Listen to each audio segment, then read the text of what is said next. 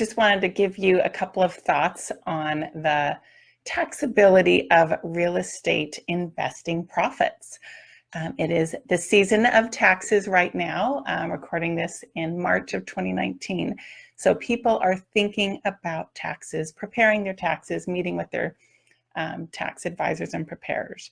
So really quick and in a broad way, just want to tell you that when you flip houses, which I'm a big proponent of, and I do it myself, that is subject to not only ordinary income tax, but also self-employment tax, either through the form of if you give yourself a W-2, or if you're filing it on what's called a Schedule C, or even if you are doing a strategy that many accountants teach and promote, called sometimes like the wage split, where you might have an S corporation and pay yourself some wages that gets that self-employment tax and some ordinary income that escapes that.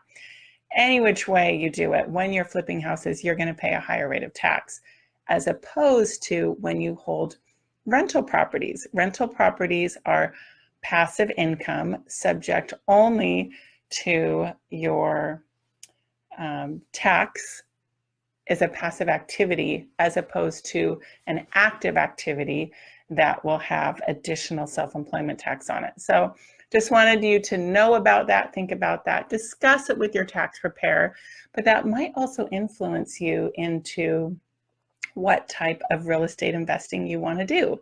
People that have more time tend to go the flipping route. People with less time might do the buy and hold passive route, but people with less time are also getting taxed usually as a W-2 employee and paying their self-employment or FICA tax that way. So wanted you to think about that. There's a little more discussion on this also in my recent podcast episode, number 115 with Gena Lofton. She talks about how she escaped the rat race, as Robert Kiyosaki likes to call it, meaning she has her money working for her. She's a passive investor now, not active like me. She's not flipping. She is doing buy and hold investments. So all of her income from that is subject only to one kind of tax, as opposed to also getting that nasty self-employment tax that we get when we are more active. So even though I'm not using my own hands to do the work in my flips, it's still considered an active trader business. So definitely learn about that from your tax preparer. So go check out that recent podcast of mine. Post any questions you have here about it. Like I said, I'm not a tax advisor or CPA anymore, but I'm happy to give you my insights and feedback and connect you to people who are. Mark Kohler was on one of my early podcast episodes, somewhere in the first 10, I know, and he's got great explanation of this on that show. So get out there, take some action, do some investing. Don't be intimidated by it. Get answers, and I'm here to help you as well. So you can also join my private group if you haven't already. So click on the link here with this post, and you can join the group and ask questions in there as well.